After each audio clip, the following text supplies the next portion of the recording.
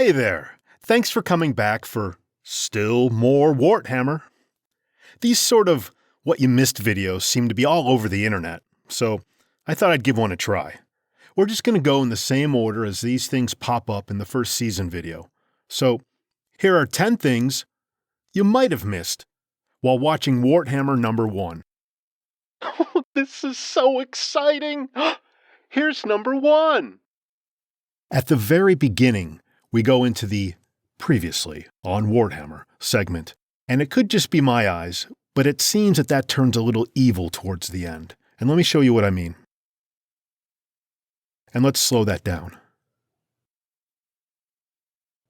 So right there, it just so happens that the computer program, the text feature that pulls those letters away, picks a certain sequence, and the last few letters to be pulled away are EVIL.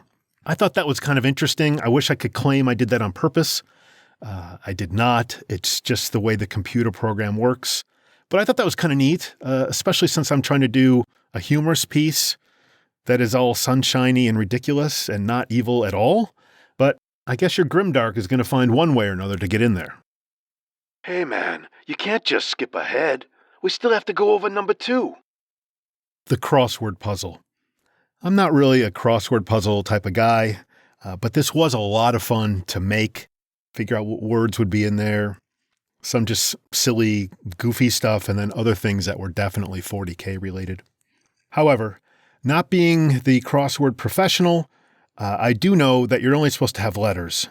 Now, there's a whole bunch of things to look at when this scene comes up, but I just want to point out that 40K is one of the answers that Sergeant Starchy puts in, which I just thought would be preposterous. You know, Sergeant Starchy has 40K on the mind so much that, of course, that would be the answer.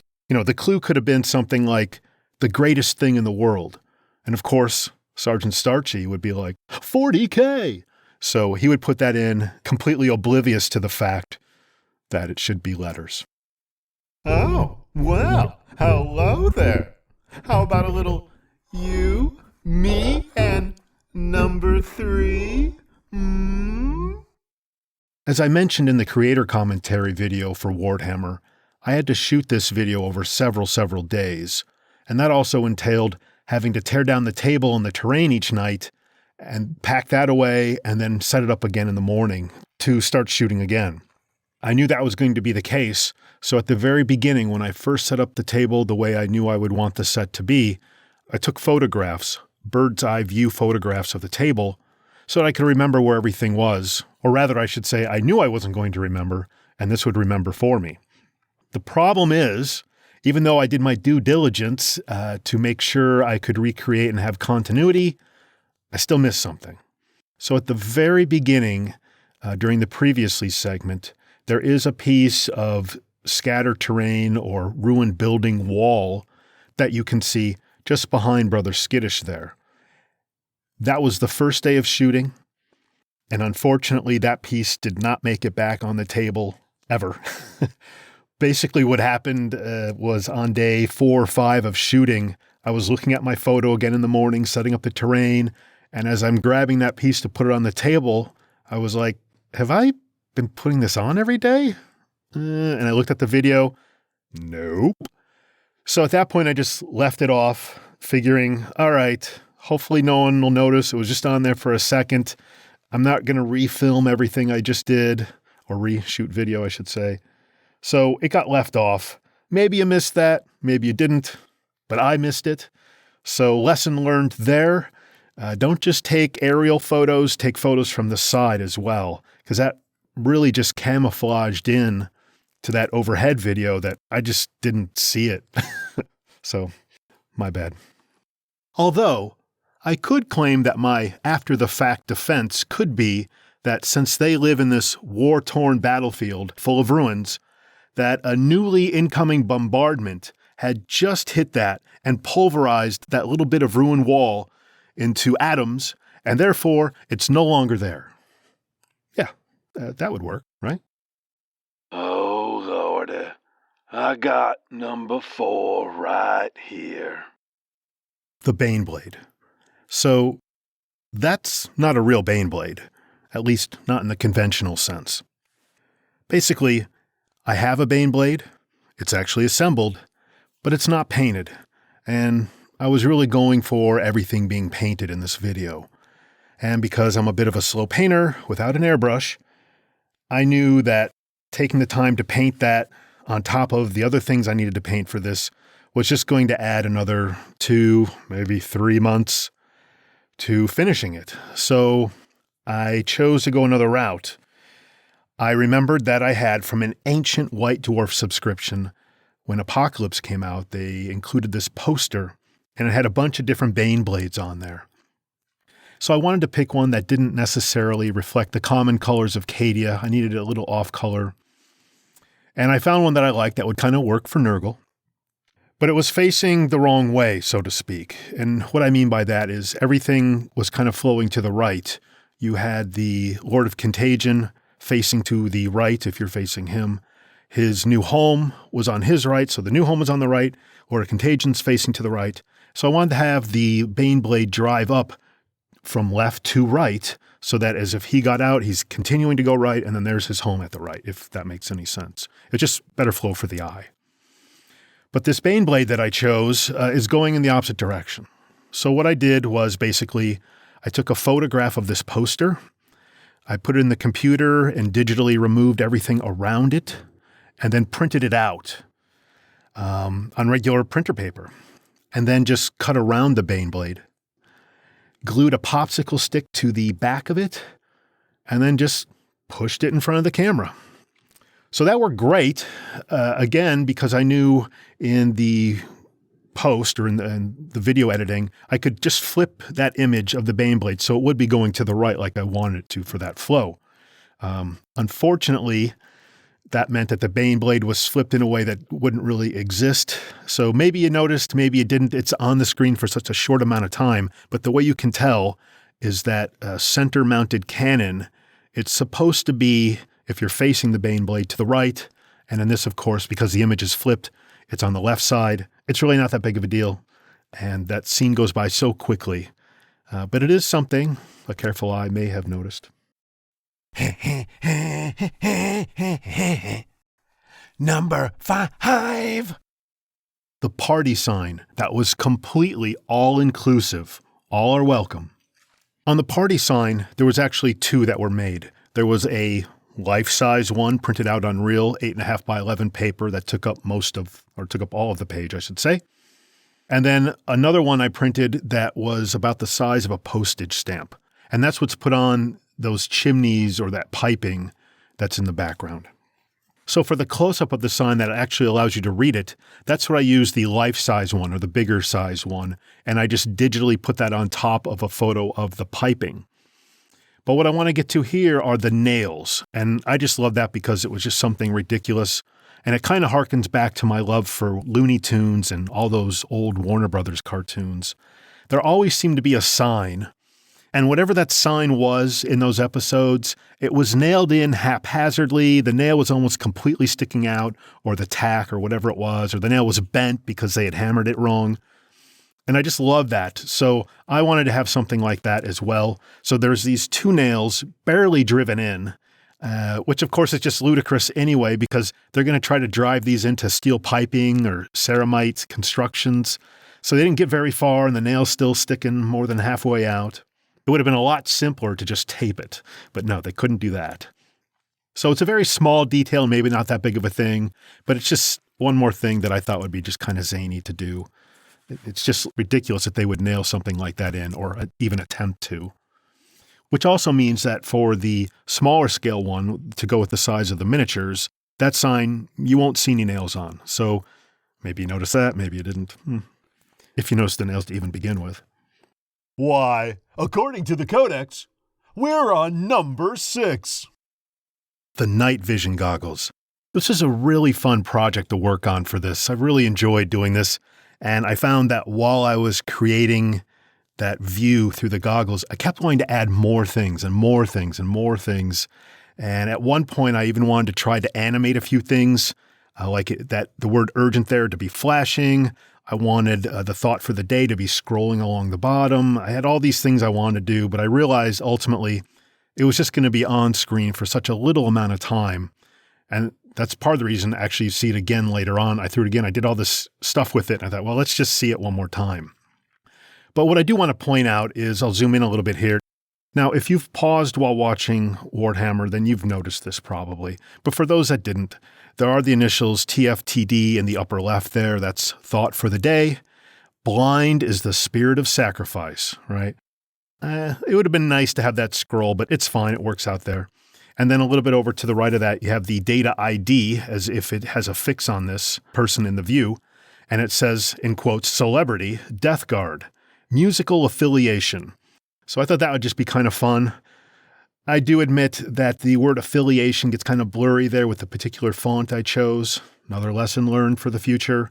Anyway, this was a blast to do, and maybe in the future, if I do another one, I will spend the extra amount of time to animate more things blinging around. Sacred number 7.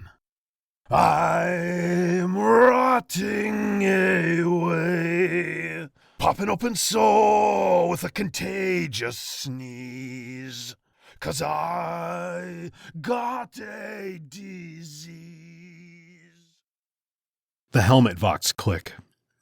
So the helmet vox click, that little piece of static, that's not real static. That's just me going, just like when we were kids, or when I was a kid anyway, and you were running around and you pretended you had a walkie-talkie or a CB radio. You would make that noise before and after you delivered your line. So that's exactly what I did here. That's just me going, you probably caught that, especially if you've done that as a kid. But in case you didn't, and you thought that was real static, no. So that was for the helmet vox that the Space Marines were talking through, and also on the Stormtrooper when he delivered his line. And I could have used a real piece of static for this, but again, I thought it just added to the overall nonsense of the project, and I like the goofiness of it. What? But we have a sign. Who left off number 8? The rule book. I bequeathed upon you a mighty tome of rules. Did any of you bother to read it?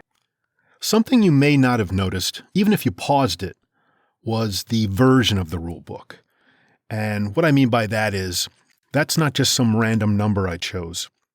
That's actually the numeric value of pi, which is 22/7. And for the math wizards out there, we know that that is a never-ending number. That number goes on forever. And the idea was that I would have as much of pi as I could running along the front of the cover and continue straight off the edge of the cover. You can't really see it because I bent up the book pretty good there. But the idea was that much like the rules, there have been several editions. Each edition has several FAQs, several errata. On and on and on it goes. So much like pi, the rules are always in flux. There will always be new rules. They will go on forever. There will never be a definitive version or an end to it. Which, also as an aside, may be why our Ultramarine heroes didn't really bother to read the book. As I mentioned at the beginning, I know there's a lot of these, the 10 things you missed, all over the internet, but I don't really watch them. They seem kind of clickbaity, but the few I've watched, it always seems like there's at least one thing, maybe two things on this list that they have that you're like, I knew that. I saw that the first viewing. What are you talking about? So in the grand tradition of the 10 things you probably missed, but I only really have 8, and let's face it, the 10 things you missed sounds way sexier than the 8 things you missed. I'm going to give you 2 more here. So let's move on to... Excuse me, civilians. Have any of you seen number 9? You know, the real 9? The karaoke scene was a lot of fun to do. It was also extremely scary for me because I knew I wanted to do this scene and I had no clue how to go about it. There was a lot of learning curve on the computer program that I was using, multiple computer programs actually. But I barreled through it, and I'm pretty proud of how it came out. A little bit cheesy, but that was kind of the point in some areas. But I learned a lot from that, and that was a great experience. So what I'm going to point out here is that during part of the song, we do cut away to the Ultramarines who are having to endure this.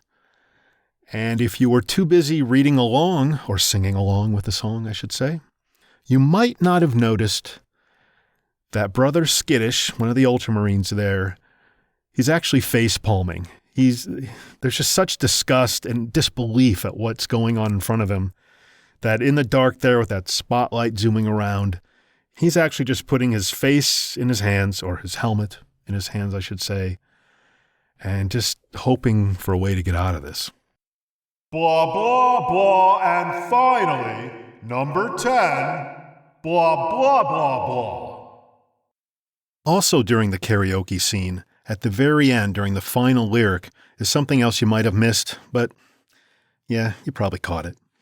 It was very intentional that the words along the bottom there, as they fill up while you're supposed to be singing them, I wanted that final lyric of membrane, that it just goes on forever, that the karaoke actually thought that should have been done sooner, and it just kind of moves along and then has to backtrack because these guys, these poxwalkers, just keep on and on with the to see your mucous membrane.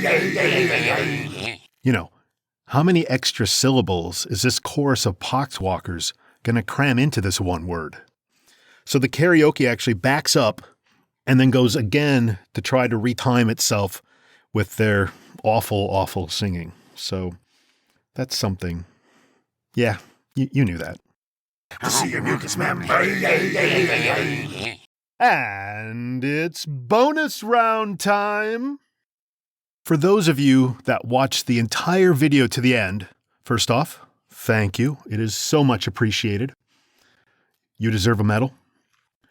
But for those who didn't, those who cut out way early or just tuned out at the end credits, there is an additional scene at the end where we get to see the lovely yard gnome one more time. And I don't want to spoil too much. Well, I'm going to have to spoil because this is actually a kind of a two-parter. The first part is that there is actually another scene with a yard gnome at the end. And that might be fun for you if you missed that initially. Second of all is more of a technical thing. To me, a melt-a-gun that can easily cut through tank armor, its blast would not come to a screeching halt upon hitting a yard gnome. It would penetrate right through, and in fact right through the wall that is immediately behind it. Well, I wasn't going to destroy any of my terrain for this, so digitally I made a hole and tried to affix it onto the image. You probably don't notice this, mostly because the gnome is still suffering from the immediate effects of the melt-a-gun, and your eye kind of goes to where it's burning. But there is a black hole there, and this is a lot more difficult than it would seem. I couldn't just copy and paste over the zooming effects from the gnome onto the hole because it was a different size and ratio, and it was scaling wrong, and it was moving incorrectly. So I did this manually, and I'm not patting myself on the back for it, but it was difficult to get it to kind of look good. So first off is the fact that there is a gnome at the end of the season 1. Second is that the Melt-a-Blast left a hole that you might not have noticed before. And if you look closely, you can see it doesn't track perfectly with it, but it's pretty close. And now for an extra special bonus. Yay! All right, this one doesn't pertain to Warhammer Season 1. It actually pertains to this video you're watching right now. You may, or may not, have noticed that sci-fi looking frame around the cameo cam is actually the outline of a Rhino tank. I knew that. Extra credit for all of you who got that on the first viewing before this was announced.